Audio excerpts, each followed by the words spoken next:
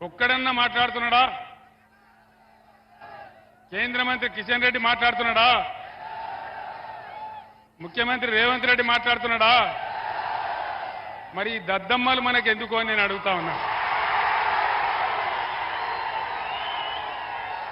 మనకు ఉన్నటువంటి ఒకే ఒక్క ఆశ గోదావరి.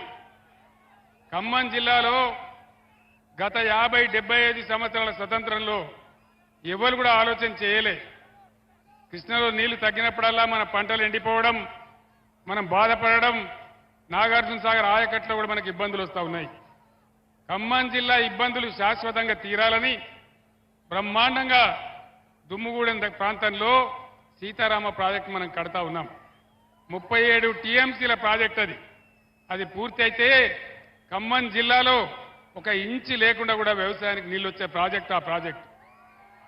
మరి పైన ఇచ్చంపల్లి దగ్గర ప్రాజెక్టు కట్టి నేను కర్ణాటకకు తమిళనాడు నీళ్లు తీసుకొని పోతా అంటే ఎందుకు వీళ్ళు మాట్లాడడం లేదు? ఇలా ముఖ్యమంత్రి రేవంత్ రెడ్డి ఎందుకు మాట్లాడడం లేదు? అదే నేను ముఖ్యమంత్రిగా ఉండే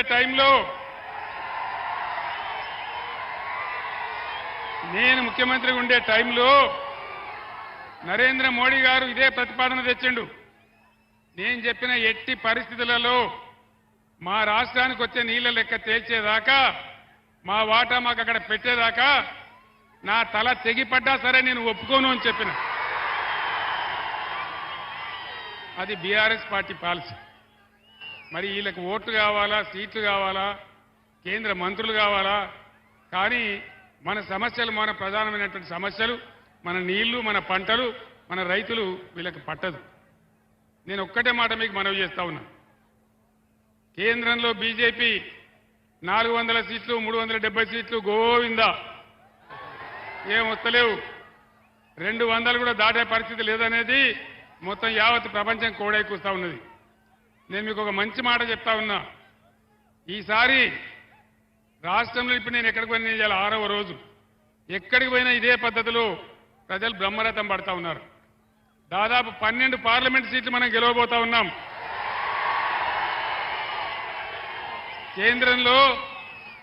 కేంద్రంలో సంకీర్ణ ప్రభుత్వం రాబోతా ఉంది. అప్పుడు ఏం జరుగుతుంది? మీరు నామాగారిని ఎంపీకి గెలిపిస్తే ఆ సంకీర్ణ ప్రభుత్వంలో నామాగారు కేంద్ర మంత్రి అవుతాడని మనం చేస్తా ఉన్నాం. అంత పెద్ద లాభం మనకు జరుగుతుంది.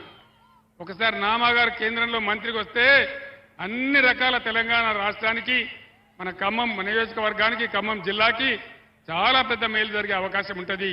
ఈ అవకాశం తీసుకోవాలని మిమ్మల్ని మనవి చేస్తా ఉన్నా. ఈ నరేంద్ర మోడీ దాడి నుంచి, ఈ చేతగాని చేవలేని కాంగ్రెస్ ప్రభుత్వం నుంచి మన గోదావరి రక్షించుకోవాలన్నా, కృష్ణా రక్షించుకోవాలన్నా, మన నిధులు మనం తెచ్చుకోవాలన్నా, మన హామీలు తెచ్చుకోవాలన్నా, మన హక్కులు సాధించుకోవాలన్నా ఖచ్చితంగా ఇలా బీఆర్ఎస్ అయితేనే పేగులు దిగేదాకా కొట్లాడుతుంది.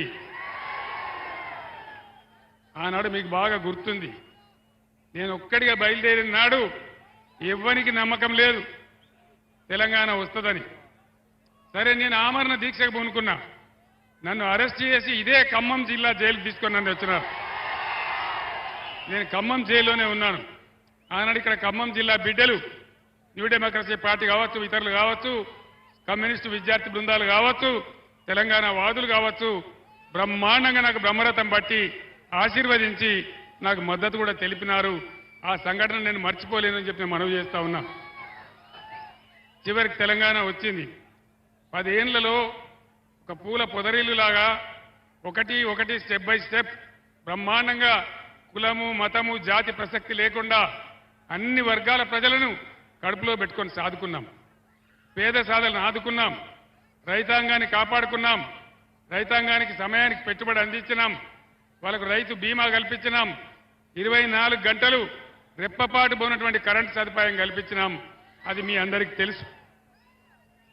రైతుల పంటలు బ్రహ్మాండంగా కళ్ళాల నుంచి కొన్నాం.